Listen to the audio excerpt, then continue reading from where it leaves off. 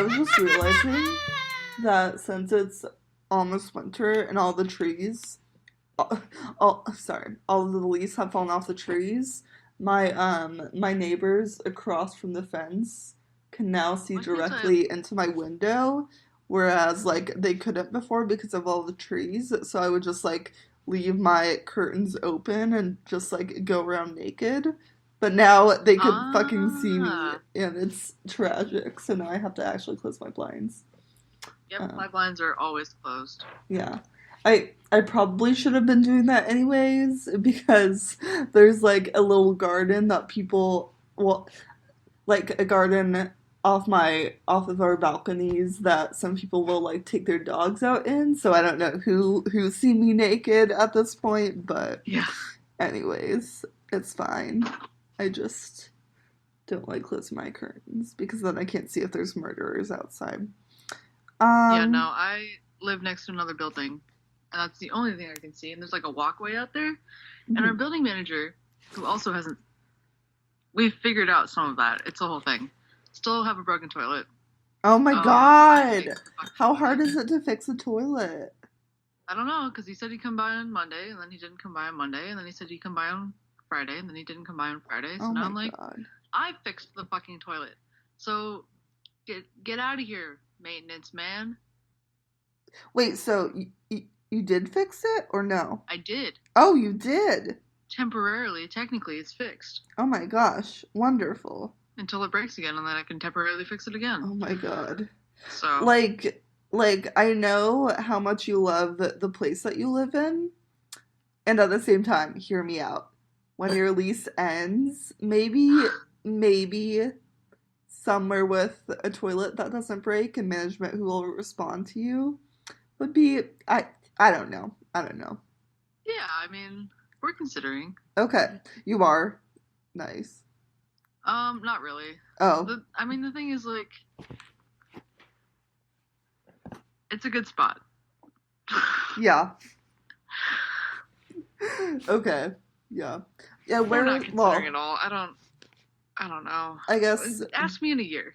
okay, yeah, I will ask you in the year. Well, hopefully at that point the guy will come and fix your toilet. So, I hope so. If yeah. not, I mean, that's the thing. Like, at the end of this week, like, if he still hasn't showed up, I'm just gonna put in another maintenance order, Yeah. Yeah, that makes and then sense. he'll be reminded. Yeah. Okay, what I really wanted to say here was that there's a space between the buildings that you can walk. Oh, yes. And so our building manager's like, oh, we try to let people know if there's anybody walking past there, just because like some people have their windows open or their blinds open. I'm like, yeah, that'd be Mhm. cool, thanks. So far, they have only notified us once that somebody's going to be working out on the balconies, and Mm.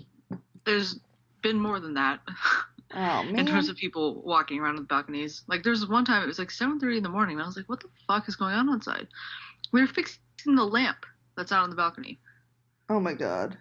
There's another time it was like earlier in the morning, and I was like, what the fuck is going on outside? And they were painting the floor of the balcony. Wait, is this your personal balcony or No, like okay. it's like a building. It's like the roof of the building before it like Okay, okay. becomes the apartments, Yeah, like I got you. up. So it's not technically a balcony, but like we're allowed to go out there. Yeah.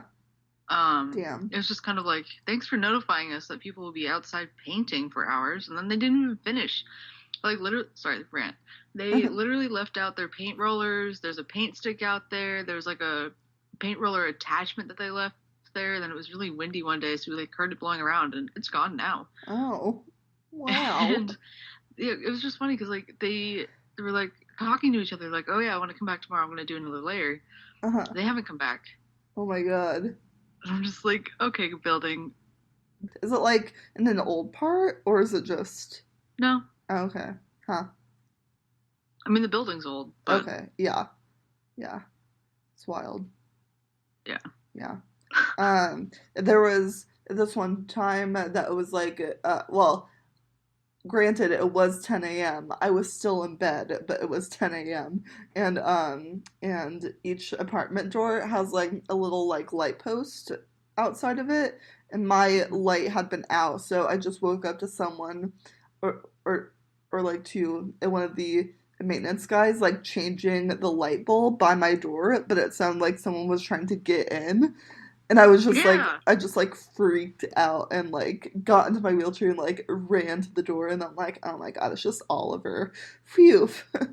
But Oh my god. yeah, I I honestly love the maintenance people here though. Oliver is amazing. No flack to Oliver. Flack to me for being in bed until 10 a.m. and then thinking that someone's trying to break in. But anyways, um, I guess should we do our introduction now that we've Yeah. talked about our problems? Yeah. Okay, Welcome to the Horror Corner. I'm Cody. I'm Elle. It's, I think, the first time we've ever introduced ourselves at the beginning of an episode. So if you're new Oh here, wow. that, I mean, you got a first time for everything, I guess. You got the best of the best. Six Yeah. episodes in, we finally introduce ourselves at the beginning. It's great. Yeah. Last night I might sound a little weird today because usually I sound a little sleepy. Today is no Hmm. different. I might also today sound a little bit dehydrated because I went out last night and got a little bit turnt. A And little went to bit. go. Yeah. My friends took me to a sports bar where I watched the 49ers beat the Cardinals by 4 points. It was 30-26. And they scored the touchdown very last minute, and I was very stressed. And then Hmm. Gonzaga University beat some University of Texas, I believe, by 10 points in basketball. So that was cool. And then we Wow. went to a different bar, and I got to pet a lot of dogs, and it was Oh great. my gosh. I met this Shar-Pei Beagle mix named Osgood. Oh, He was very cute. He was 8 years old wow. and still had so much energy. Wow. Have I told you that there's a combination bar slash dog park like a few blocks Yeah, from where I live? yeah, yeah. So we went out there, and Oh, we're like we have a lot of options. Where do we want to go? And we ended up just walking next door from the sports bar into this other bar. oh my gosh. Yeah, was So it that was what's it called? Is it called like Vox? I don't know. I've never been in because I have not seen a wheelchair accessible entrance, which is sad, but yeah. No, we went to Flying Bike. oh, okay. Okay. Yeah. Cool. So it was an incredible experience. I had a really good night last night, and I should not have had 4 beers. And even Yeah. then, I didn't finish the fourth one. I had like half of it, and then we were leaving. So I was like, "Friend, finish this." So I really had three and a half, and that Oh, was way too much. wow. Yeah. I'm like pretty sure that I texted you a direct question and you just like answered like okay. Did I? Oh, or Because I I also came home and played God of War. So that was. hmm. Yeah. I don't know. I just Hold on. Here, I I got it. I remember got it. I got it. sending you You a texted long me. text and then you just said okay and I'm like, they're drunk. Funny. Yeah. You said I'm Yeah. going to wake up early to finish my story, so there's a chance you won't be getting up at 10. I'm down to reschedule. Yeah. And then you were Yeah. like, okay. Yeah. And I Yeah. was like, yeah, because you texted me yesterday at like 8 p.m., 8:30, and you were like, oh, send me your Insta stuff tomorrow, which I still haven't sent you. That's my bad. Oh yeah, One of that's them is okay. going to be the Zaboomafoo photo, so you already have that. Oh yeah, yeah, I do. Wait, you actually want me to post that creepy shit? Yes. Oh That's one my of my god. pictures. Wait, so okay, Um, I need a recap of like what it is. Is it a okay, puppet? we'll do that after the episode. Okay, okay. Sounds good. Because I have that recap written down, Okay. so I can Cool, do cool, that cool. for you. Cool. Even after this episode, I just almost knocked over my water. Oh my god. Sorry. Okay, that's my life update. What are you up to lately? Um I had those two job interviews and then they emailed me and they said that I didn't get the job, so that kind of was Rude. unfortunate. But there was that I don't know. Susan, we were we were going headed home and we got into our apartment complex elevator and Susan just like totally wiped out like on the Ooh. floor like all four paws just like splayed out. She's like scrambling to get up. It was so funny. She just like gets so excited whenever we like come through the front door and I let her off her leash. Oh, there she is right now. She'll just like start running and I guess she ran too hard that day. She was like fine. It was so funny though. Um Wow, I can't believe that's the only highlight I can think of. Well, I'm hoping I'm going to make another highlight in your life this week Yes, because my please. parents visited this weekend Oh, and it was awful, but also really cool um, for various reasons. One of which we went axe throwing. I just had a very eventful week so far, and oh my God, a lot yeah. of the good things happened this week, and a Axe lot of it was spent with throwing. people that I enjoy spending time with Yeah. most of the time. Like my roommate, I love spending time with. Like he's great. My parents, they're fine sometimes. Um, it's a love-hate relationship, Yeah. you know, Yeah. parents. I know. Yeah, I do. But they were staying in a hotel instead of my place for once, which was a godsend because I don't think I could have handled an entire weekend with them in my apartment. Mm-hmm. And they brought a newspaper to my apartment when they came to Oh pick me up. yeah. You texted me a picture, but then you wouldn't tell me the rest of the story Yes, because you because were I didn't waiting. want to spoil it. I I know, also I know. haven't read it Yeah, yet. I'm just saying I've been waiting all week for it. So. Yeah, so it's from the Seattle Times for Monday, November 18th. And the title of this article is called Exorcisms Are Making a 21st Century Comeback. Oh, it's such a good title. Okay. Apparently it's from the wow. I And literally could not read this Oh the my other God, day I either. can't say it. In Minneapolis. Minneapolis? Yeah. You know what I'm talking about. Yeah. Jesus. Minneapolis. In Star Minneapolis. Tribune. Yeah. Minneapolis. There's no N in there. It's from that newspaper. So in Minneapolis, they arrive with a crucifix, a book of prayers, holy water, and a conviction that the Holy Spirit is at their side. Infrequently summoned for decades, Catholic exorcists say they are now being beckoned across Minnesota and the nation as pleas from the faithful to cast out the devil are on the rise. Oh my God. Sometimes they hear voices in their heads, said Bishop Andrew Cozens of the Archdiocese of St. Paul in Minneapolis. They have reactions that they don't understand. Fits of rage. Sometimes it's a depression that they just can't shake, and it's a morning. I'm having trouble reading. I'm sorry. You're good. It's okay. Psychologists can't help. Maybe you need Exorcism. an exorcism. Maybe the devil's preventing you from saying the words. Yeah. Okay, anyways. Exorcism, often considered a relic of the Dark Ages, is making a 21st century comeback. Catholic dioceses, including in St. Cloud and Winona, Rochester, they say they now are sending their exorcists to a new U.S. institute that trains spiritual warriors. Oh my God. We were literally talking about this with Hollis on our We Halloween were. special. That there's like a exorcism There's school. a school. So Jesus. This is very relevant.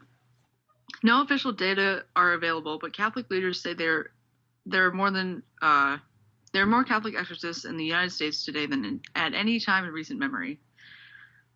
Quote, Wow. When I first was appointed as an exorcist in 2005, I knew of only a dozen exorcists in the United States, said the Reverend Vincent Lampert, exorcist of the Archdiocese of Indianapolis, and one of a page turn that I don't want to make.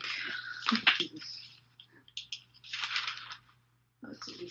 Here we go. Sorry. Oh my gosh. You sound like my grandpa reading yes, the I newspaper. am your grandfather now. Exorcists of Indianapolis and one of a handful of American exorcists public about their work. Sorry, let me recollect myself here. Today, I'd say there are at least 175 and more each year. That's not to mention the countless faith leaders for charismatic and Pentecostal communities who believe in casting out demons. But psychologists warn that even well-intentioned treatment of traumatized people can aggravate the situation. Yeah. They urge individuals to focus on evidence-based interventions. Quote, there are treatments for trauma supported by strong scientific evidence, but exorcism is not among them, said University of Minnesota psychology professor Patricia Fraser. The Twin Cities Archdiocese is currently working with several dozen people. Quote, 7 dozen people, Cousins said. But not everyone who believes they are possessed and requests an exorcism gets one, church leaders say. The Archdiocese exorcist, Cousins said, collaborates with several professionals to evaluate the situation. The church encourages people to seek medical or mental health help if deemed necessary, the protocol urged by the Vatican. But if the person exhibits what Catholics view as hallmarks of the devil, such as extraordinary strength or speaking in unknown languages, the spiritual battle begins. Hallmarks of the devil. I know. That sounds like a parody of like a Christmas Hallmark movie.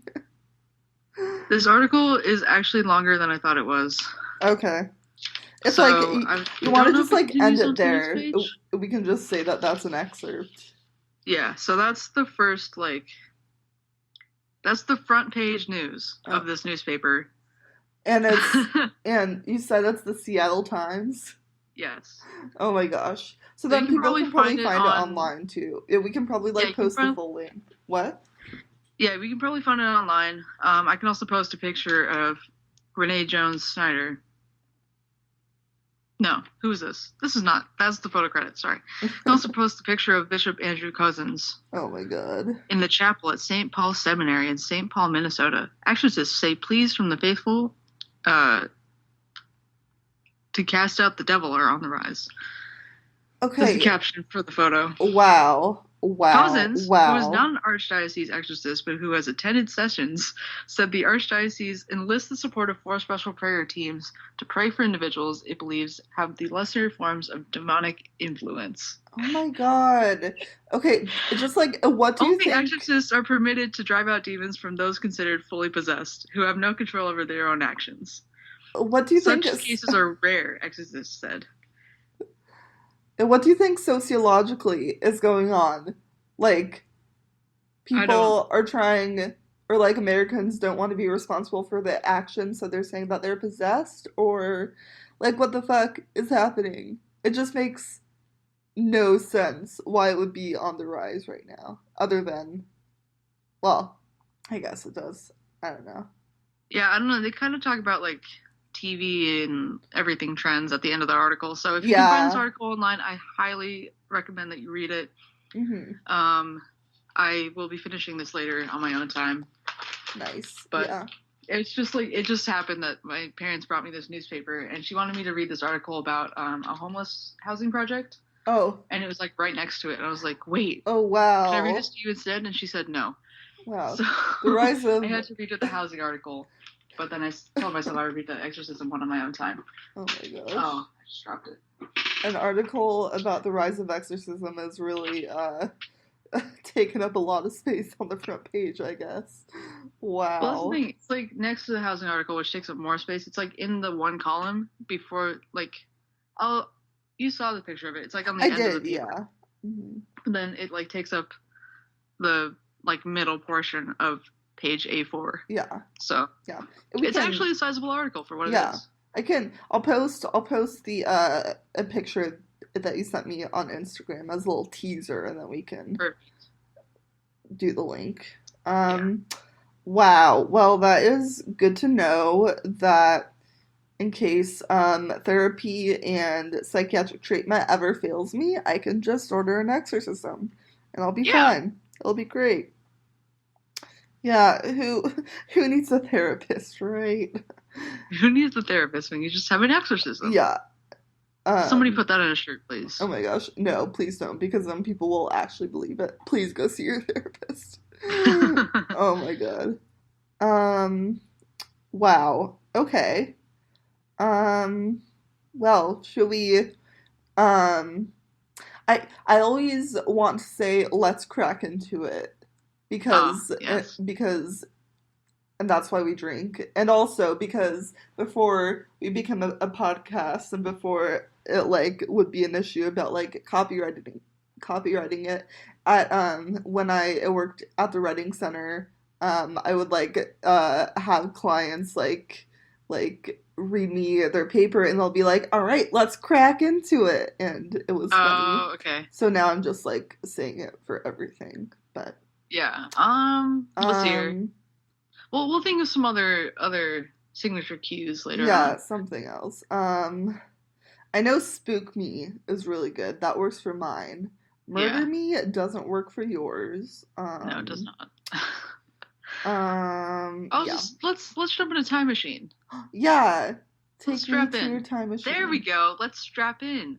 Oof. Okay. Well, I don't like that. might be a little too close to let's strap on. I Vitamin, don't know. yeah, vitamin D for dogs. Let's remember we are a pure podcast. I mean, I say Don't make me fuck call a a lot. priest. Okay. Oh God. Okay. Let's jump in a time machine then, Okay. shall we? Take me away. We are going to jump in a time machine and punch in the number 1877. Okay. Okay. I'm This is like, back I'm when Germany visualizing was it. not Germany. It was a German empire still, Oh, because it was good. before World War One, Yeah. and we are going to Dresden, German Empire. Oh, wait. Something awful happened in Dresden because it was the thing A in lot the of things Kurt happened in Vonnegut Dresden. book. What? A lot of things happened in Dresden. Yeah. Okay. I'm thinking of Slaughterhouse-Five, but this is Yep, before World War II. Okay. Sorry. this is way before. Yeah, Go but ahead. we're gonna get to there. Okay, good. This is almost as bad as that. Oh my god. Yeah, so we're gonna specifically go to February 8th, 1877, when Karl Tanzler was born. Carl Tanzler? Yes. As in tonsils? No. T-A with the two dots above it. I know, yeah. N-Z-L-E-R. I was making a joke, Cody. Oh, okay. Sorry. Guess it wasn't good enough for you. No. So he was born as Karl with a K. Okay. Like Karl He's Marx. Yes. He was listed as Karl with a C on his U.S. citizenship papers in 1950. He was Karl with a K on his marriage certificate. And actually, he was listed as George without an E on the end, Karl with a K, Tanzler. Wait. Why? What is happening? I don't know. There's no legal standardization because he was Okay. also listed as Count Karl Tanzler von Oh my Kosel god. on some hospital records. And finally, on his death certificate in Florida, he was listed as Karl with the C, Tanzler, without the two dots over the A. Huh. Okay. So lots of names for a man who lived a lot of years, doing a lot of things. Yeah. If he's trying to like disguise himself, I gotta say he's not doing a great job, but Right. I don't think he's necessarily trying to disguise himself. He's a very well-known person okay. in his area of living. Got it. So in Germany, the German Empire, let me see here. That's not the right information I want to give you right now. Yeah. In the German Empire, Tanzler grew up there. He lived there until he moved to Australia right before World War One. Okay.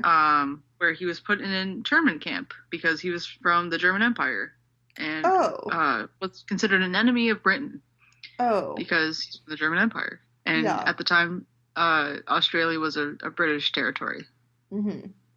Yeah. So, internment camp. So when he got out of the internment camp in 1920, he returned to Germany and married Doris Anna Schaefer, and then immigrated to Florida in 1926, leaving his wife and kids behind. Oh. Why? Yep. I don't know. Okay. Huh. I just want to really quickly say my sources for this story are Wikipedia. Great. Because a lot of the other articles that I read either copied and pasted from Wikipedia or Wikipedia got copied and pasted into. So I fucking hate that. I know. Yeah. Everything Sometimes just read the same. Wikipedia is just differently like worded. The best. Yeah. I also experienced that. So I really tried to branch out this time from more than 3 sources, but everything just copied each other. So I just was like, all right, Wikipedia, my source. Okay. Got it. He sailed in 1926. He sailed from Rotterdam to Havana, Cuba, and then from Cuba to Zephyr Hills, Zephyr.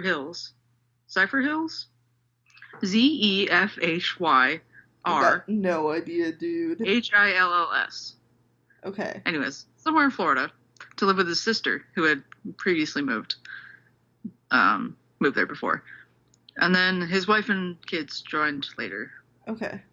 He left his family again Oh, in wait. 1927. Okay, wait. I have a question. So, when Yes. he said that he left his family behind, he didn't leave them, he just went before them? Yes. Okay, Then okay, had okay. to I come up thought come later. I thought you meant that he like left, and then like Oh, there sorry. was no explanation. Like what? Okay, that makes sense. Yeah. Yeah, so he left his family again in 1927 to move to Key West, Florida, to become a radiology technician in the U.S. Marine Hospital. Hmm. Okay, sounds benign. Well, I don't know. Anyways, Yeah, I mean, it sounds harmless enough. yeah, Uh, it's like okay, he's not a serial killer yet. All right, cool. yeah, he doesn't kill anybody either, so this is a Oh, different kind of crime. oh, okay. I'm Just on spoiler the edge alert. of my seat. Little hint, yes. Um, a really important thing to note is that when he was a child, Tanzler had visions of a dead woman who he claimed to be his ancestor, Countess Anna Constantia von Kosel, Mm. who showed him the face of his true love. Okay, that's a little weird. Yes. If he was So a he also saw her later on when he was traveling in Italy, oh, okay. adult, and this countess told him that his true love was going to be an exotic, dark-haired woman. Ew. Okay. Yes. Gross. Yes. Um, yes. Carl Tanzler, visionary, Visionary. radiology technician, Okay. person who sees visions, not visionary. Sorry, Oh, okay, okay. that's what I I meant. I gotcha. mean, he's technically also a visionary. Yeah. He had a laboratory. Oh. Yes. Wait, a laboratory for science or Yes. okay, cool. Like a literal laboratory. Okay. Wait, so is this for paranormal research or for his actual job? Like Oh, radio? he's a science man. Okay. Got it. Yes. So, Carl Tanzler, visionary, Oh my met Maria Elena Milagro del. I spelled her name wrong. Fuck me. god. It's okay. There we go. We can just call her Maria. No, we're not going to call her Maria. We're going to call her Maria Elena Milagro de Hoyos Okay. Got it. on April 22nd, 1930. Mhm. She was a Cuban American woman whose mother brought her in for an exam, and Tanzler immediately knew this was the woman in his visions that Countess Anna von Kosel had showed him. Ew. Yes. Okay. Her mom brought her in for an exam, and she was discovered to have tuberculosis, Oh man. aka The consumption. death disease. Yeah. Exactly, because at the time there was no cure, no No vaccines, no nothing. antibiotics. Yeah. Yeah. So Maria, aka Elena, as we call her Elena, Okay. was the daughter of Francisco, quote unquote, Pancho Hoyos. Hoyos, that's his name. That's not an E. I still can't read my own handwriting. Who was a cigar maker, and Aurora Milagro, who was his wife, obviously. Oh. She also had two sisters, Celia and Florinda, who they called Donna, even though all of the articles that I read just called her Florinda. Hmm. I don't Okay. know why you give her a nickname and then don't use it. Like, why? Okay. Wait. Hold on. There's Yeah. some yard work happening. I'm gonna go close my door super fast so that Oh, okay. it doesn't interfere. We're back. Tell me about those sisters. Oh, I don't have any information about her sisters, but Oh, okay. I do have more information about Elena for you. Okay. Good. She married Luis Mesa on February 18th, 1926, which is the same year that Tanzler moved to the United States. Okay. So she was Mesa, married when Tanzler met her. no, he met her the year after Oh. Okay. Okay. when she was checked into the hospital. Got it. Just kidding. 4 years after. Oh. Okay. Sorry, if you're listening to this and we don't know dates, this is completely on me for not writing in dates Oh more well. correctly. I also want a disclaimer that I don't know U.S. history, apparently. Based on listening to our last episode, I clearly don't know U.S. history. Oh. I can tell you world history fairly well, like especially European history. I know plenty about that and timelines along which things happened. Versus U.S. history, I only know what took place in Hamilton, and if you ask me about anything else, I'm clueless. I mean, valid. Yeah. So, So. he moved to Florida in 1927. She married her husband in 1926. Okay. But he moved to Florida in 1926. Yeah. He moved to Florida, he moved to Cuba, and then moved them to Key West. Key West, that's where Robert the Doll was. Indeed. Ooh. I have more on that later. Okay. What? I'm just going to stop trying to figure out dates and we're just going to move on. Yeah, no. Don't. Yeah. So Mesa left her and actually left her. Did not just move and ask her to come later. After she suffered a miscarriage of their child and moved to Miami. Oh, no. So he's actually gone for good. Although when she died, she was still officially, like, legally married to him. They never got a divorce. Mm-hmm. Which could be a cultural thing, could just be because she had TB and didn't have the time to do anything else. Yeah. Like get a divorce. Didn't have the time for a divorce. Yeah, so she was diagnosed with TB, and Tanzler treated her in both the hospital and her own home. He brought an x-ray machine to them and, like, other electrical equipment and medicine. He basically brought the hospital to her. Okay. He became increasingly more obsessed with her and showered her and the family with, like, gifts, like jewelry and clothing, and allegedly he professed his love to her. Creepy.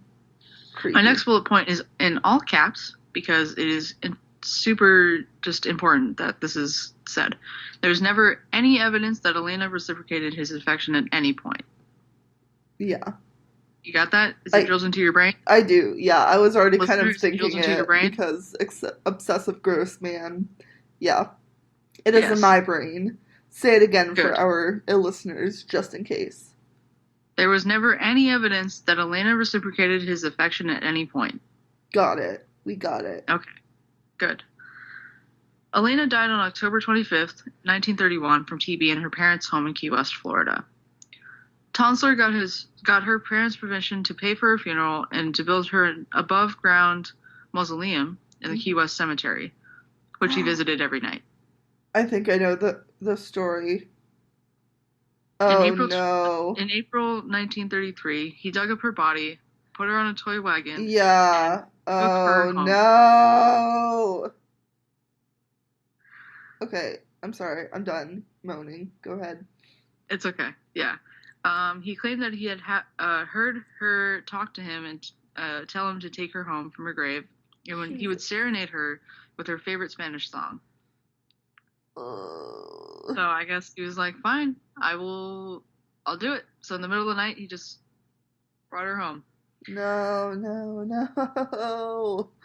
He brought her body to his home, attached her bones together with wire and coat hangers, fitted her with glass eyes, replaced decomposing skin with silk cloth coated with wax and plaster of Paris. He made her a wig of her own hair that had been collected by her own mother and give it to Tanzler to remember Elena by. So he did not collect her hair without permission. Her mom actually gave it to him. I mean, but if she didn't give permission, her mom can't really... Ew. Yeah, that's still... Right, but I mean, it's a little bit less weird if the family collects the hair as, like, a token of whatever. Yeah. Than him collecting her hair. Yeah. I guess that's But the way that he used the hair afterwards is not okay. Not used as intended. He also filled her chest and abdominal cavity with rags to keep the shape. I fucking hate that part. That part is what has always grossed me out the most. Ugh. Yeah, I know. He dressed her in stockings, jewelry, and gloves. Oh my god. He used a lot of perfume, etc. to contain the smell. Used a lot of preservative agents to stall the decomposition. Oh my god. And this was very important because he also kept her in his bed. Yeah, yeah. That's disgusting. It's very I gross. can't deal with that. Oh my Ugh. god. Okay, Okay. so we're gonna time jump to October of 1940. Yes, please take me away from this awful situation. Oh, it just gets worse. God damn it. Okay, okay. Florinda, Elena's sister, heard rumors that Tanzler was sleeping with Elena's corpse. Ugh! He was also seen dancing with the corpse through his window. Oh my god. Florinda told the authorities, and Tanzler was arrested. Wow. He was psychiatrically examined and was deemed mentally competent to stand trial, and he was charged with, quote, wantonly and maliciously destroying a grave and removing a body without authorization, end quote. How else Preliminary is hearings, there oh, how yeah, else do you destroy a grave if not maliciously? I'm just well, okay. yep, I feel like there are like so many of those like qualifications when like people are charged with something like that, like malicious assault or something. But it's like yeah, I don't know. Okay. I mean, it's just kind of like redundant adjectives at this point. Yeah. Yeah. Yeah. Okay. So, a preliminary hearing on October 9th at Monroe County Courthouse. Sorry, my handwriting just makes my dyslexia reading out loud worse. No, that Um, is okay. Monroe County. I cherish every single split second that I don't have to hear this awful story. I mean, Yeah, like the breaks between words, anyways.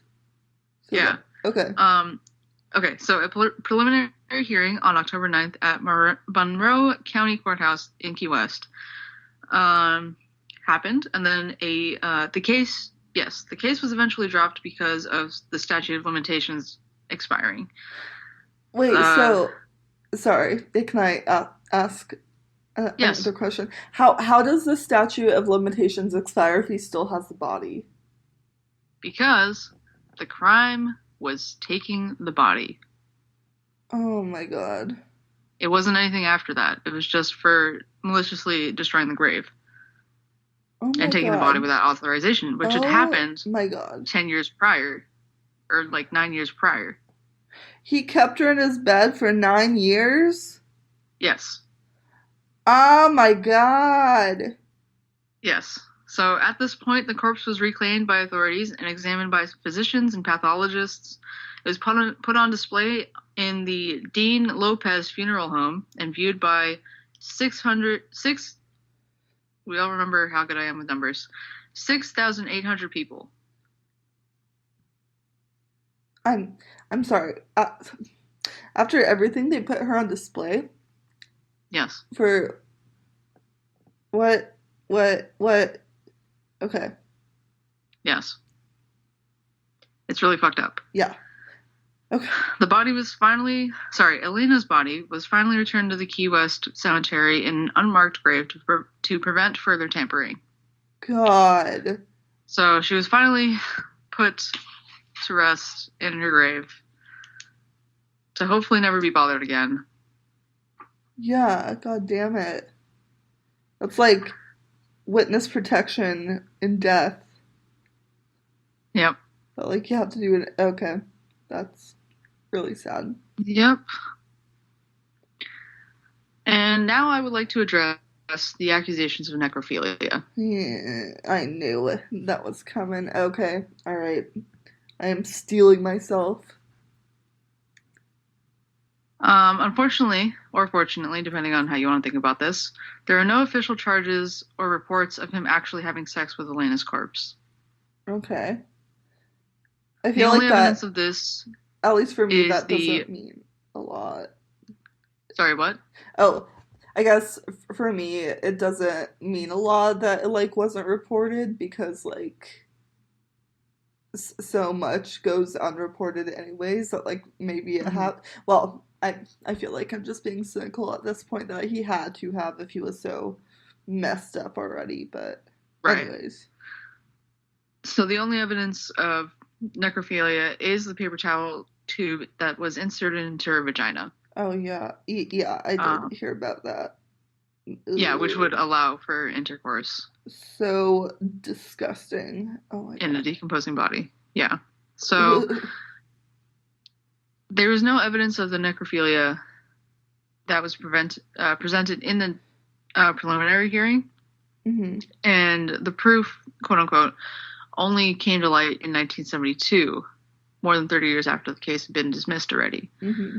So nobody can really like confirm or deny or prove or whatever the fact that he might have slept with the body. Mm-mm. Yeah. Yeah. The uncertainty is just It almost almost. makes it worse. It does, yeah.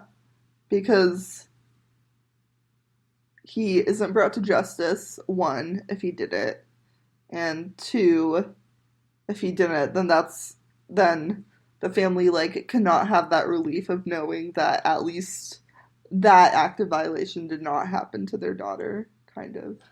Yeah. Yeah. Oh my god. So he ended up moving closer to where he originally moved to, in Zephyr Hills, Florida, and his wife, his actual wife, not this girl that he was so obsessed with, Oh my god. apparently supported him later in his years. You know, like Oh. as he was aging, right? She took care of him. Yeah. Um, that was in 1947. Hmm. In 1950, he received his United States citizenship in Tampa, Okay. and that is where he's listed as Carl Tanzler. Hmm. Mm. Um, with hold on, how is his name spelled again? Carl with a C. Hmm. Which is the name that he was that he used on his Florida death certificate in. Didn't write this down because I was so just 1952. That's right. Okay. There's just a lot of things happening in his life.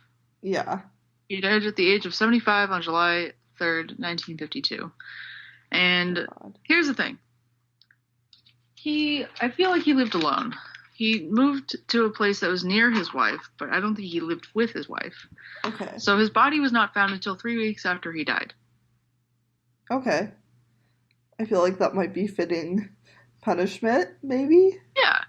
And Not his enough, body but was okay. found in the arms of an effigy Oh, oh no. that he made Oh no. of Elena. Oh no. No, no. Oh no. So Hmm. God. Okay. he just remained obsessed with her till the very end. It's just so nasty. Why are men, if it's okay for me to say this on the podcast, why are men so disgusting? I don't have an answer to that question. I swear to God. So there's been numerous pieces of media that highlight her story or are based on her story. There is a Ripley's Believe It or Not exhibit that recreates her body being cared for, like the doll essentially Hmm. recreates the doll in their thing. Part of the original like memorial plaque and mausoleum have been reassembled and put on display in the Martello Gallery of the Key West Art and Historical Museum. Hmm. He's published a book called The Secret of Elena's Tomb, and I hate it. Oh wait, who's published the book? Carl. Carl? The guy Yep. himself? Under Carl with a K, Tanzler von Kossel. Oh my god. It's called Fantastic Adventures if you want to read it. No, I don't want to read it. This doesn't talk about her story per se, but it's a American pulp fantasy and science fiction magazine. Uh, That's the publication in full, and then he wrote the the story of the secret of Elena's tomb. Sorry, to correct myself. It wasn't a book. It was a story in a magazine called Fantastic Adventures. Oh my god, I hate that. So not only did he write this, but then someone was like, "Oh yeah, we're gonna publish this in our journal." What the Yes. fuck? Yeah, so there have been Oh my various god. episodes of like TV shows and stuff that have covered her story or are based on her story. One of which is from Fringe, one of my favorite sci-fi shows, where they did an episode on someone's body, like they died and they like used all their organs to create a different body. Does that make sense? I don't know. They like Frankenstein's body from other people's organs Okay. and then separate. Is that right? No, I feel like they. Okay, this is getting really complicated. I might cut this out. But they took this person's body, separated all of their organs, and Okay. then the point of the episode was this guy who was trying to reunite all of the organs. So, are you talking about like organ donors? Yes, Or okay. So trying like to this person who reunite. had died donated her organs Okay. to other people. So this guy was killing the people that received her organs so that he could rebuild her. Oh my god. That Yes, is bizarre. yes. And Her story's also been covered in a number of podcasts, as you know, and That's Why We Drink is one of them. Christine covered um, Elena Oyos in episode 12, yeah, I which think is not that's the the first one. episode that I heard her story in, but the one that I listed, yeah, the one that I heard her story in was My Favorite Murder, Hmm. another beloved podcast. Her story is also covered in a podcast called Murders in Paradise, Hmm. which is by Jen Goldbeck and Ingo Burkhart. Yeah. I can't remember his last name. But they also run the Golden Ratio page on Twitter if you're interested. You can find that. But they only cover murders and crime in the Key West of Florida. Oh, So like that's their that's kind of kind like of cool. niche That's thing. like a niche, yeah. Yeah. Um, yeah, I think I first heard her story on Lore by Aaron Hmm. Mankey. I think that's Episode where, 88. Yep. yeah, It's list. dang. Yep. Okay, wait, so what is the name of the story of the organ donor? Because that's like a different thing, right? Yeah. So that was an episode of a show called Fringe. It's a sci-fi science fiction TV drama series, according to Okay. Wikipedia. Yeah. Um, the episode is entitled Marionette, which appeared to be loosely based on the Tanzler story. Oh, okay, so it's fiction. Yes. Oh, okay, okay, okay. I got it. I But there's thought, stuff like what is it called? HBO show called Autopsy that covers the necrophilia claims. yeah, yeah. There's also, let me see here, NBC's Blacklist. Oh, which my mom actually recommended to me, so I will be Yeah. looking into that. But that's a fictional retelling of a smuggler is revealed to have been pilfering corpses from graveyards and using them in a corpse mail order bribe business. Oh, great. Fantastic! Wow. Investigation Discovery covered Tanzler and Elena in a True Nightmares episode entitled "Overstay Your Welcome." Oh, I Yeah. don't like that So title. there's numerous stories that have been based on it, um, and several songs actually that have written songs. Bands actually that have written songs about the story. Yeah. It's a very fascinating story. It's kind of gross, actually very gross. And Yeah. there's several pictures of her. I want to say embalmed corpse. Like he literally just kind of embalmed her Yeah. to preserve her the best that he could. But her pictures are floating around. Oh shit! I just dropped my pen. I'm not going to send you that picture to post on Instagram. You can Yeah, Google it no. yourself if you're interested. I Yeah. refuse to post this on our Instagram. It's super creepy. Yeah, I'm It's not like one of the first things that I was participating in that. like completely creeped out by. Yeah. I know. In my I don't know where to draw the line between like when is like telling her story like reclaiming it for her, and when is it just like exploiting what happened for Right. curiosity? I'm just like, Yeah, well, I'm definitely not telling it for like the. oh no, yeah, for sure. I know I'm just telling listeners who may suspect that I have malicious intentions. Yeah, no, I I'm more just, just trying to. yeah, People need to stop.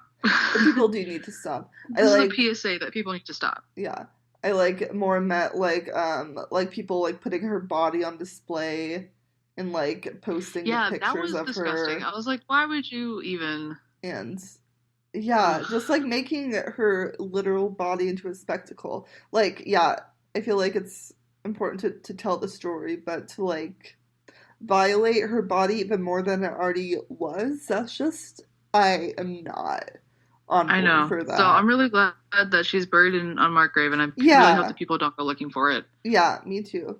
I like, I never thought about like why, because you always hear about like someone is buried in an unmarked grave and then their spirit is unhappy because they're not identified.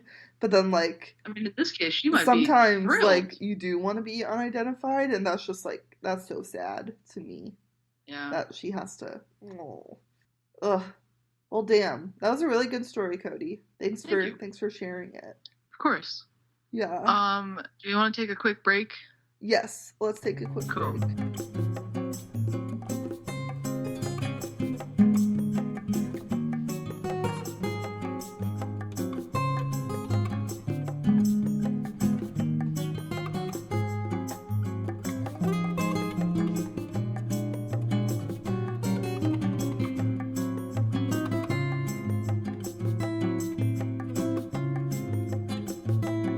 You may hear me creepily saying "oh fuck" while you were gone because I forgot that I need to buy tickets for my friend's play that she wrote this weekend. Oh, So which one? what? Which one? It's called Triceratops Love Song. It's by one of my best friends, Hannah or Hannah. Oh my god, Hannah. Her name is pronounced Hannah. I have like three friends named Hannah, and then she's a Hannah. Um, but yeah, it's a play that she wrote, and it's being um, fully produced and casted. I don't know what the correct theater terminology is, but it's like her first like full on play. I think that's like fully with full cast and crew and stuff. So I'm very excited to see her work. Oh my gosh. When and where is this happening? This is happening at the Theater Puget Sounds Black Box. I don't know where that is, but if you want to go with me, I'm Yeah, going I might have on. to Really? consider. Oh my gosh. You'll come with me and then you'll be my plus one and it'll be great. When is it?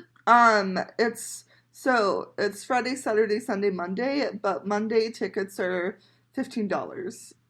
It is also on Friday, Saturday, Sunday, but tickets are like $25 then. I don't Nope. know. What? I'm sorry to your friend. I would love to on the weekend, but that's Yeah. too much. Yeah. Yeah. I mean, like, I understand. It's the. Yeah. It's like a super small company and they Yeah. have to cover their costs, but yeah, yeah, I feel it. Okay. Oh, I am not in that wheelhouse right now. As I for spending know. money. Yeah, I cannot. Um, are you ready to be spooked? I am ready. Are you sure Spook that you're me. ready? Are you really Spook me. ready? Because this one is a lot. Spook me. Sorry. My witch cackle laugh is the key. Okay. I'm leaving that in. Okay. So, um I'm going to take you somewhere, Cody. Okay. Okay. I want you to imagine that you are walking in a dark, dense forest. Nope. Yep, you see a glowing clearing in the distance, and as you come closer, you see a picket fence with lights on it and a small hut.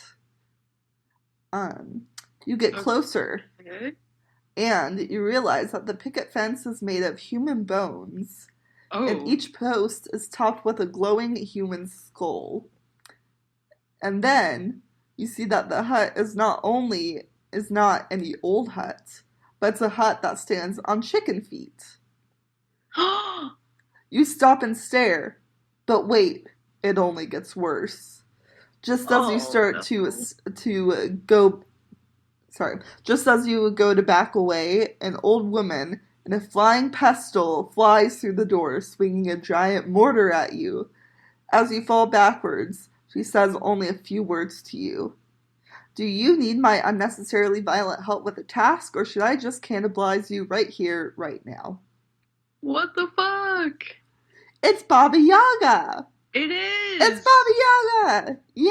I am Yay! shooketh to my core. I don't know where this cough is coming from.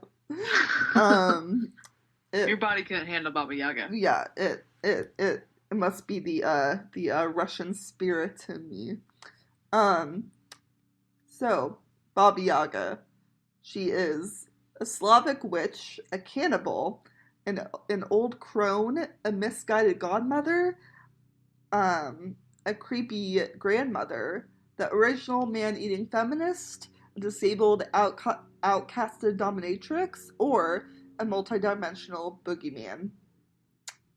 You can just take your Oh, pick, you know? okay. She is all of those things. Um, Yeah. yeah, she was first mentioned in this book by Mihal Lomonosov, I think is how you say it. In his book Russian Grammar, which I tried to look What? up this book to see like is it really just Russian grammar or is it like titled that but it's something else? But I think it's actually just a book about Russian grammar. So, I don't know. If there are Yeah. any Russian people listening, please feel free to correct me. But Fascinating. so she was first mentioned in this Russian grammar book, and the author made a point to say that she is an original Slavic figure and that she was not influenced by Greco-Roman presence because I guess that was a big deal at the time, like assimilation into uh, invading forces. But Baba Okay. Yaga is specifically Slavic. Um, Okay, so I'm gonna move my mic back a little bit because I'm leaning forward. okay, Just give me a second. no worries. Okay, hopefully I'm not blowing out our listeners' ears now Oh no, as I lean forward okay, you should be good. in anticipation for the rest of our story. And anticipation, Yes, yes. Okay, are you ready? I am ready. Okay. Um. I am legend. Okay. Great. No. Mihal's book was written in 1755. I should say his last name, but I'm not going to say it again because I will just butcher it. Okay. So we don't really know where exactly she came from, or like when like she started becoming part of folklore, because it obviously had to start before like some Enlightenment guy like wrote a book about grammar, but that was the first documented case. So looking at her etymology or the history of her name, it should help us narrow it down, but it doesn't. Um, but if we look at the first part of the word Baba, Baba is a Babel word for grandma. If you think about like babushka, that's Russian for grandma. Mm, But Baba could also mean midwife, sorceress, or fortune teller. So really, could be anything. And then Yaga is even more problematic when trying to trace its origins. There are like a lot of different interpretations, but my favorite that captures the spirit is something that both Wikipedia and the YouTube channel Mythology and Fiction Explained said. They said Yaga can mean witch, legendary evil female being. great. I know. I'm like, can someone Okay. please call me a legendary evil female being? I know. Slash, I kind of want to title the podcast or the episode that. That'll be fun. Yeah, so she's a legendary evil female being. I can definitely make that happen. Yeah. So like in some ways Baba Yaga kind of looks like the classic European crone in that she is old and kind of like bent over. She's like depicted as kind of deformed, but she's also pretty unique from a lot of other of the like pointy hat witches I've heard of. One thing, of course, is her choice of residence, which is a hut on chicken feet. There's that, and That is then her, indeed a strange residence. yeah, and her mode of transport is also odd, which I said is a mortar and pestle. So like that like little bowl and that little like stick that you grind stuff up in. She like I know, like flies. when you said that, I was like, did you did Yeah, you really say that? Like yeah, I no, always pictured it like on a broomstick. yeah. Well, she also has a broom, but that's just to sweep her tracks behind her as she's going along in her pestle. So just fly around in a bowl. That's Yeah, yeah, interesting. she flies around in a bowl and she uses the mortar, I think, to like propel herself or something. Um, yeah, so Okay. like so that's pretty odd, and I will get into some like potential symbolism and stuff at the end. Oh my god, I have like 2+ full pages of notes. I'm so sorry. Um, but and then another like distinct thing about her is how she acts in stories. There is a familiarity in how she like has been used to keep children in line, like kind of like a boogeyman. Like parents can say, if you don't clean your room, Baba Yaga is going to come boil your bones for soup broth or something. Um, and then at the same time, Baba Yaga has also can also be used like as an incentive. Like, hey, if you clean your room up nice this time, Baba Yaga can help you next time. Um, so she doesn't just do good or evil, although she is kind of painted in a negative, scary connotation.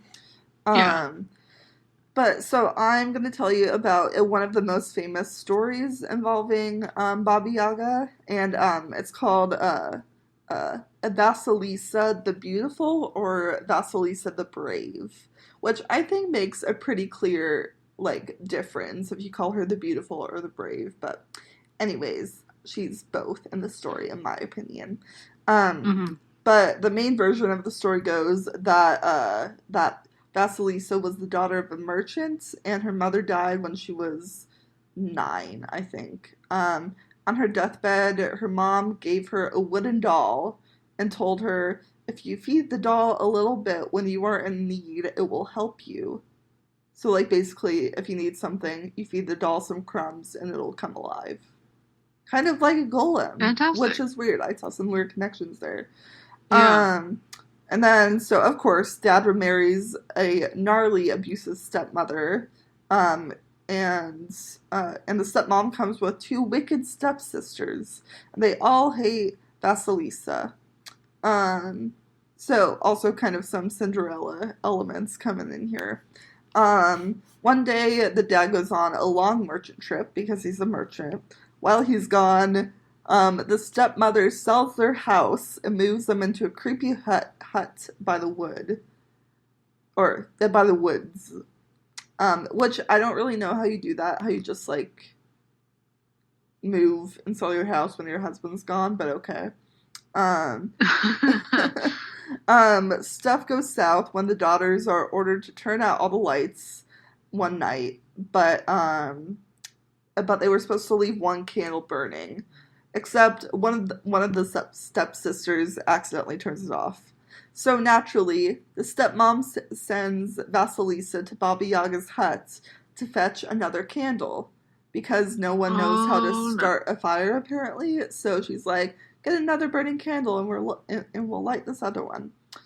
Well, maybe they Um, like out of matches or something. But then also, why don't you use your own candle to light another candle? exactly. Yeah. I don't know. Interesting lack of Interesting. detail. Yeah. I'm just Um, kidding. But so sorry, before anything though, Vasilisa checks in with her doll, and her doll gives her the go ahead. So Vasilisa goes on her way to Baba Yaga's hut, and like at this point, there are a lot of other variations in the story that I've seen, but I'm just gonna like not talk about those right now. Otherwise, it's gonna get way too long. Um, so Vasilisa finds Baba Yaga's hut, and interestingly, to get in, you have to say to the hut, "Turn your back to the forest and your front to me." And I think that's just creepy as hell. Oh, I don't know. yep, that's not for me. And then the hut will turn around and face you on its little chicken legs. Ugh. Yeah. The hut just Um. moves on its own. Yep. Mm. Uh-huh. Yeah. But like saying that is also how you get it to stop moving eventually. So that's good. Um. Wait, the what So is how you get it to stop moving? you what? How do you get it to stop moving? So yeah, when you say like turn your back to the forest and your front to me, the hut has to stop and stay there and turn around to you until you're good to go, I guess. Okay. Yeah. Yeah. So Vasilisa says that, and then she meets Baba Yaga, who basically says, "Do all these tasks for me, and I'll help you. And if you don't do them, I will eat you." So it's like helpful, but Great. not really. Um. I just want to say really quickly, like, it's one thing to have a house that stands on pillars that look like chicken legs. Mhm. And it's another thing for your house to actually literally be standing on chicken legs and for it to move. Yep. Yeah. Those Yeah. are two completely different things. I know. One of which is a little bit more acceptable I than the know. other. It's pretty creepy. Like just like imagining it, like actually walking through the forest. Ugh. Ugh, Fucking hate that. yuck. Um. Yeah. Well, it doesn't get a lot better. Okay. After Vasilisa comes on in. Baba Yaga gives her some tasks, including cooking and doing the laundry. But then she gives her other tasks, including picking poppy seeds from grains of soil and good grains of corn from rotten corn. So, like, So very tedious. specific, weird, bizarre. Yeah. Vasilisa tries to do it all and she works until she can't anymore, at which point she confides in her doll, who says that it can do the rest. So the doll finishes up all the tasks. Baba Yaga returns to find that everything's good and Gucci and finished. And she asks Vasilisa how she did it, knowing that the tasks were supposed to be like near impossible. Um, and Vasilisa answers, "I did it on my mother's blessing." And then Baba Yaga like recoils, like, "Oh my gosh, I don't want any of those like holy words in here." And it reminded me of that scene in Hocus Pocus where they're like out with the trick or treaters, and like this little girl dressed up as an angel says like, "Bless you" to the witches, and they all start screaming. Do you I've actually never seen Hocus Pocus. what? Oh, Cody. I am. Yes. We gotta fix that They showed because it outside my dorm room freshman year because there was like a balcony outside of my dorm room. uh-huh. Like, I mean, technically I was 3 floors up from the balcony, but it's like they showed it on a projector Oh my god. onto the like wall of the maintenance part of the balcony. So like Mhm. it was like a barbecue deck essentially for like Yeah. that you can walk out to from the second floor lounge. Yeah. And there's like this building like structure part of it like on the back end of it. And so they had Are the you projector talking on a picnic about table and then they Bellerman? showed it against the back of this wall. And so I kind of watched it, but I was also like, I don't know what's happening and I have homework to do, so I'm going to Yeah. not watch it. LOL. So I still have not seen Hocus Pocus in its entirety. Well, we should watch that because I just made a great reference and you did not get it. So, I did not get it. You are correct. all right. Well, recovering from that, I guess. I'm sorry. No, it's totally fine. Baba Yaga does not like hearing about her mother's blessing, so so she kicks her out of the house, but she still gives Vasilisa the burning embers of coal and the lantern that she needs to get home. So Okay, it's so like, that's important. That's good. okay, like, you're like, leave You mean my there's just fucking word to the house, bone? but also You, here's what you need, just go. So, yeah, I'm like, okay with that, I guess. yeah, that's Um, fine. Vasilisa returns to find that her family has still not been able to light a candle this entire time. Wow, So what a they're competent like, family. yeah. So like they're like I'm pretty, sorry, I don't know their circumstances, but also like yeah. I mean, if you get a candle from somebody else, why can't you just use one of your own candles? I know. Yeah. Well, so all of the candles were out though. I Oh, I thought they had lit them all. no, Oh no, no, you're yeah. right So, because they were yeah. turning them off Yeah. and they accidentally turned one off. Yeah. Okay, my mistake. My So all mistake. of them are off and they asked Vasilisa to go get a lit candle so that they can relight their own. But like, Okay, so they can actually they could be out of matches. That could be yeah. a Yeah. very reasonable thing to assume. Okay. But like also if you're living out there in the wilderness, you'd think that you would want to know how to like start a fire with Mhm. wood, but I don't know. I don't know. Anyways, I think I think that her family was supposed to not be able to light the fire. I interpreted it like Baba Yaga like made this whole thing happen. Yeah. Um, because as soon as Vasilisa enters the house, the lantern and the ember she carries catches fire on their house and then burns her evil stepmother and stepsisters alive. And then she marries a Whoops. prince, and it's all good. Oh. So like Cinderella. Yeah, yeah, except a lot more violent. Yeah. I'm Yeah, down. I fuck with that. yeah, yeah. So Well, let's maybe unpack that a little bit. yeah. What just happened? Um, so Baba Yaga is like obviously a lot more complicated. The one-dimensional like protagonists that either destroy or like help protagonists in folk stories. Mhm. Like she's not great for threatening to eat a child. She's Nope. also That is not not allowed. great. What? That is not allowed. Yeah. And she's also not great for making them like do impossible backbreaking tasks. Yeah. She does get 1 point for following through and uh giving Vasilisa what she came for. And like definitely some amount of like chaotic good for burning down the people who were abusing her. So it's like I don't know. I mean, what we said last week? Not scary, just misunderstood. Yeah. Although she like definitely is scary though. Yeah, she This definitely is one scary. is. Not exactly helpful, but also like Yeah. Like very like she has to commit a lot of violence before she's helpful, I guess. Which is two wrongs do interesting. not make a right. Yeah. Although, I don't know. If someone were keeping my child and abusing them, I would be okay with them burning alive. Yeah, Maybe. But also, that's probably not gonna happen. I don't know. There's a lot going on. Yeah, yeah, there is a lot going on.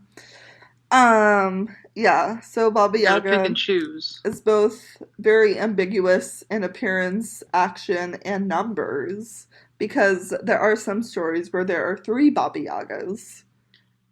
No, Yeah, that is exactly what we don't need. yeah, and like, I'm pretty sure that that was like one of the original inspirations for like the three crone archetype, you know, like in Shakespeare and Macbeth, like the three crones and stuff. Oh, Um, like the muses. yeah, yeah, mhm, Okay, yeah. sorry. I read Um, Macbeth, and I don't remember any of it except for the double toilet double, trouble double, boil and monologue. trouble. Yeah, Yeah, yeah. Um, I had to memorize that monologue in elementary school. oh my gosh, yeah. We like in Is it a fourth monologue? grade. I don't know what it is. What? Is it a monologue? No, it's a play. No, no, no, no, just that section. Oh, the through which one? I think Yeah. it's like yeah, is it well, it's not a monologue because they're all talking, right? It's like the introduction, I think. Right, but they're speaking in there's a word for it. Yeah, I think so. I'll look it up. Continue. Yeah.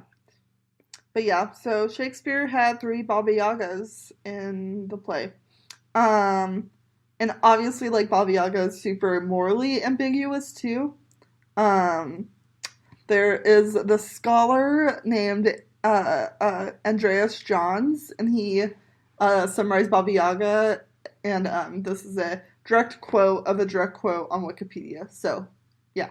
Okay. But he says Baba Yaga is a many-faceted figure capable of inspiring researchers to see her as cloud, moon, death, winter, snake, bird, pelican, or earth goddess, um, totemic, matriarchal ancestress, uh, female initiator, phallic mother, or archetypal image.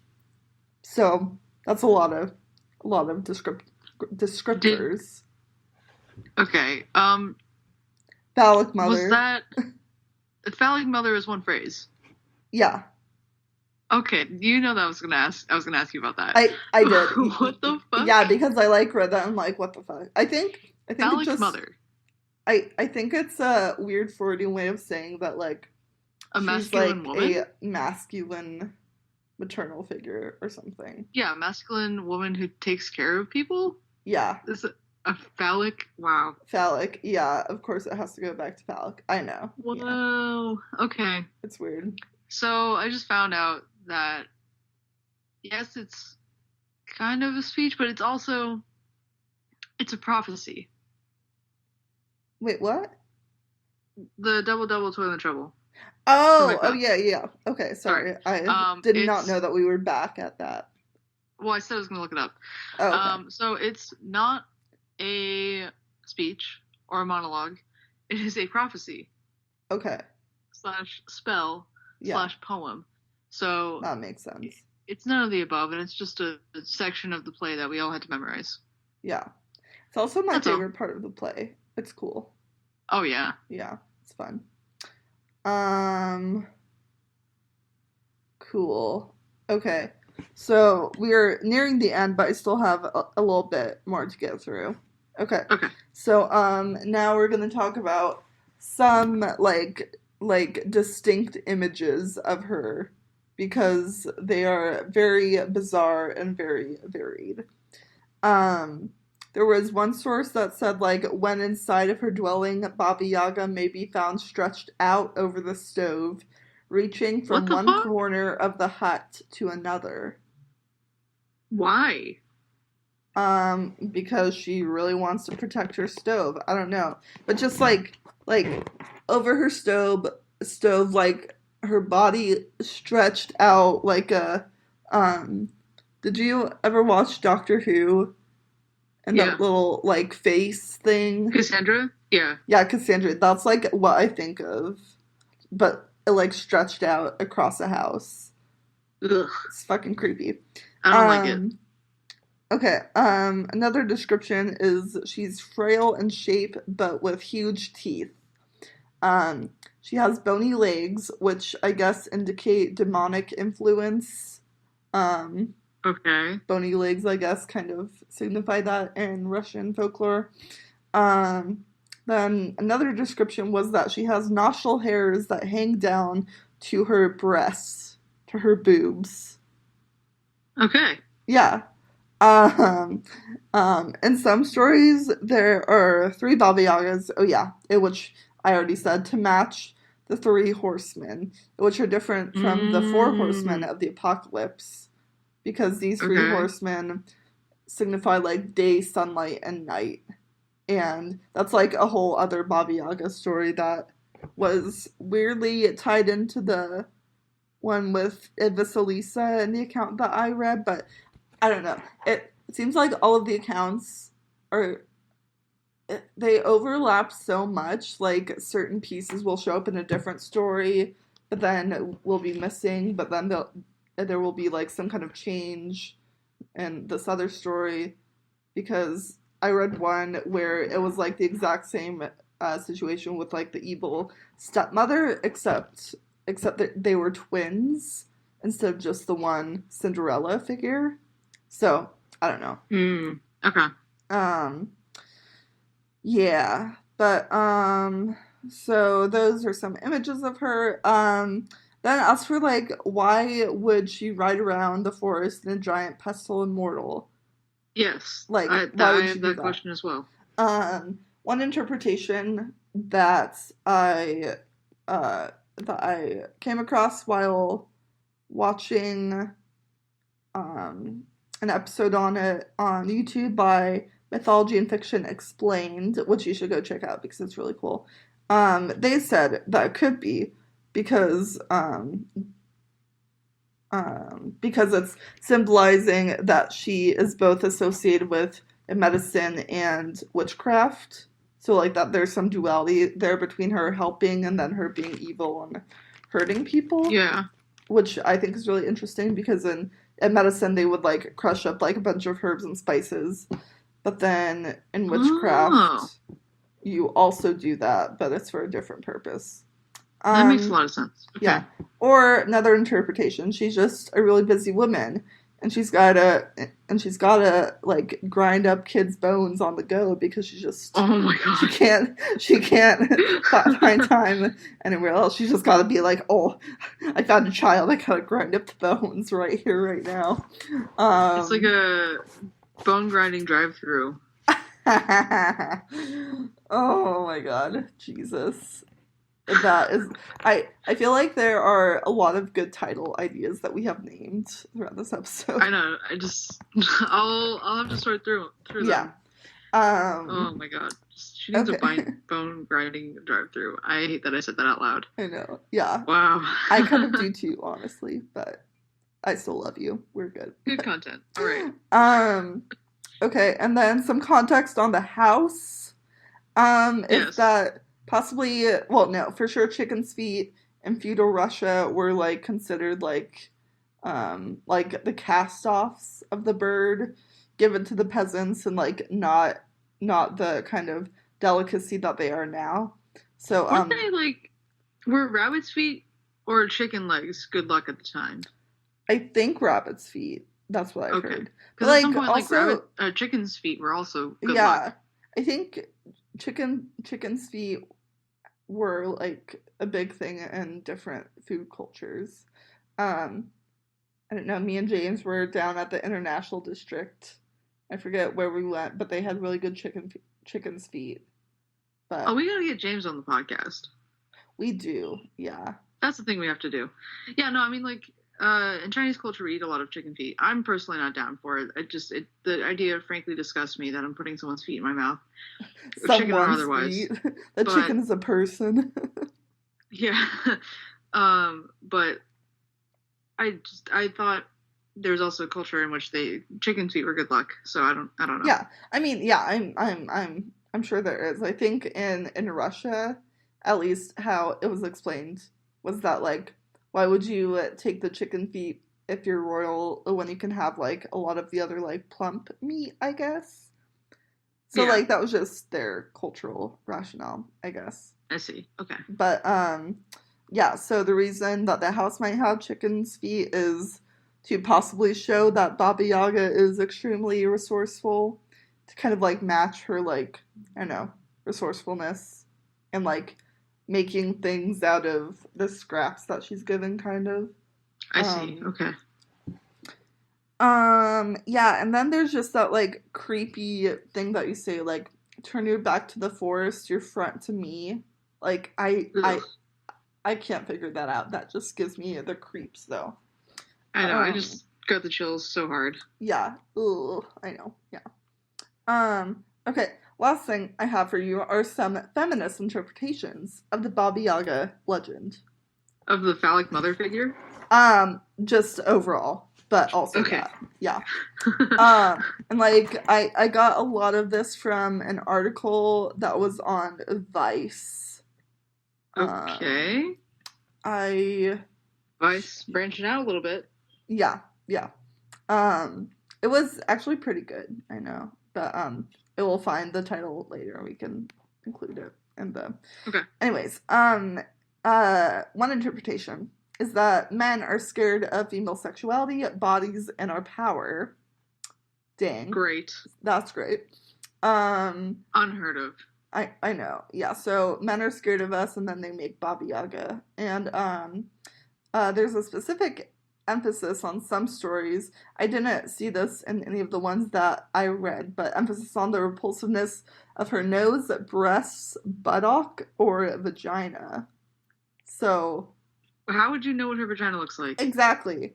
And Please, like enlighten me. Actually, don't, because I don't want to know what you've been doing to see her vagina. I know, yeah. I'm like, I feel like Baba Yaga isn't just gonna go like waving the JJ around at people. I know, like, did you just like see her flying around in her mortal and pencil, like completely nude? Like, yeah, I don't understand. Yeah, it like sounds like kind of the same level of fishy as like when Trump was like talking about in the 2016 campaign about how gross Hillary Clinton is when she goes to the bathroom or something.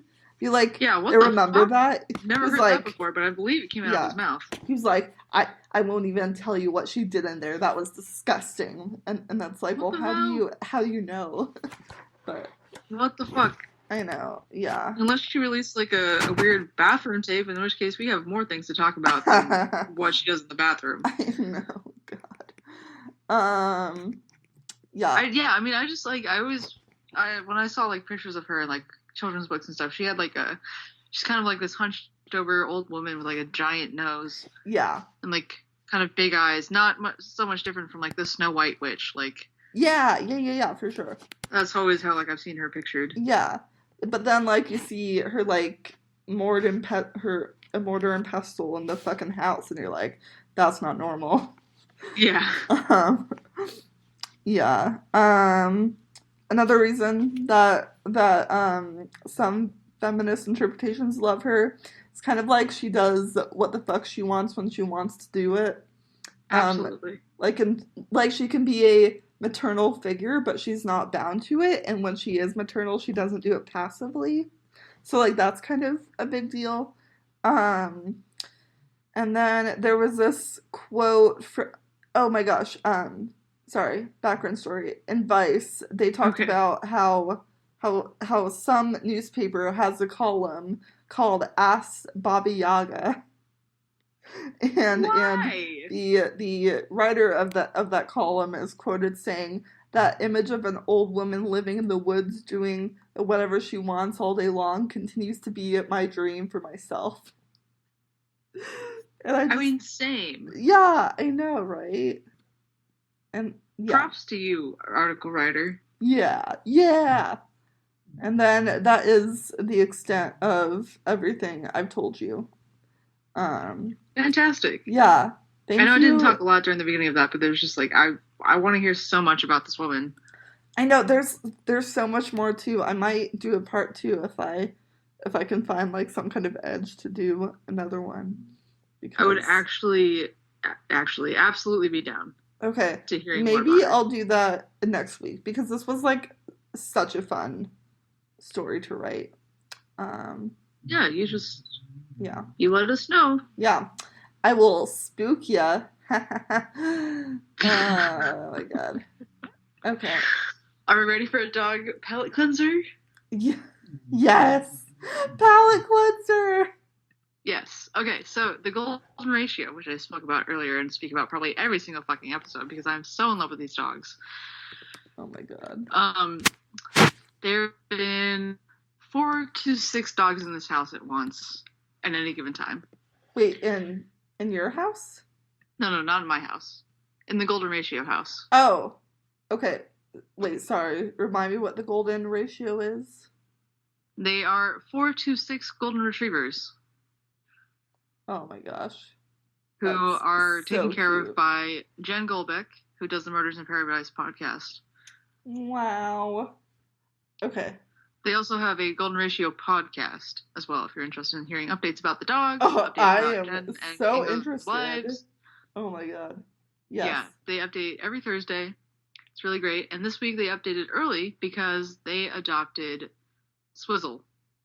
Oh my, Swizzle! Oh, we love She that. is a 14-year-old golden retriever. She has a lot of energy. Her original name when they got her was Shannon, but they changed it to Swizzle, Shannon!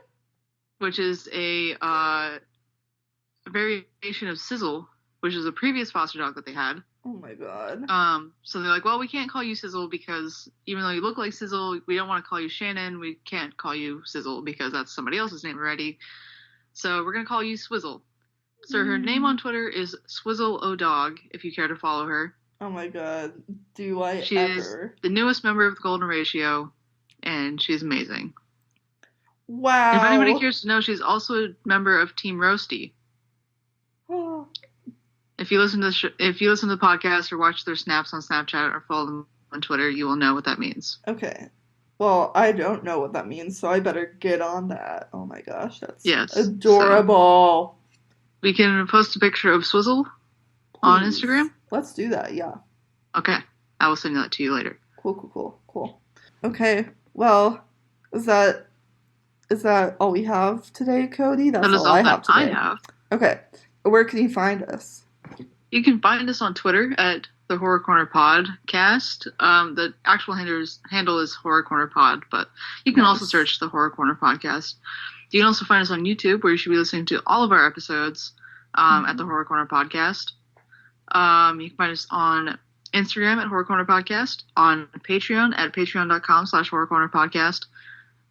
We are not on iTunes, and I have a little bit to discuss later about that with Elle. But it doesn't look like we're going to be able to do that for a period of time. Okay. So if you're listening to this on iTunes, Spotify, or any other place that you get your podcasts, well, then congrats to us that we have figured out how to do that. We did it! And make that work. By the time you catch up, you will see all of our character development. It'll be amazing. We'll be famous. Yeah. Probably so not. Hopefully you're listening to this on YouTube right now and that you found us and that we're not just screaming into the void, which is also fine. I don't mind screaming into the void. I mean, I kind of do mind, but... Okay.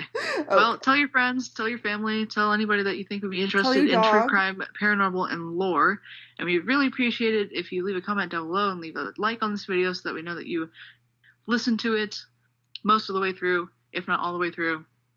And you can send us hate mail, dog pictures, or anything else to the Horror Corner Podcast at gmail.com. You can also DM me personally hate mail because Elle doesn't want people to send hate mail to our Gmail.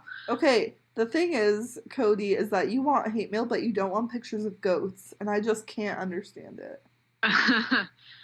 That is correct, and I'm not going to comment any further. Oh my god. Okay. I'll just accept it at this point. You can also email your own listener stories or corrections to anything that we've said. For instance, you can correct a lot of the dates that I've probably given, /locations, I don't know American history apparently. So if anyone would like to enlighten me on American history, I also accept those emails and DMs. You can send DMs to GoCody on Twitter. Nice. And you can follow me on YouTube, Cody, at OddCubePunk, and I'll leave a link down below if you're interested. Elle, I don't believe you have social media to share? No. Oh, you have Susan. Oh, yeah. I do have Susan's. Snoozin' Susie Susan on Instagram. That's right. She's right there. We'll link all of that below in the description of the video. Cool. And if you're listening to this somewhere else, I hope you can find us through other means because I'm not going to link everything in the episode description, I don't think. We'll see. Okay. I mean, if you're listening to this on another platform, then you will know what I've done because I don't know what I've done yet. Yeah. But hopefully by then I can figure out how to condense all of this information into a few quick sentences for a podcast description. Yay! All right. And that is all. Okay. I'm Elle. I'm Cody. And thanks so much for listening to the Horror Corner Podcast. We'll see you next week. Bye. Bye.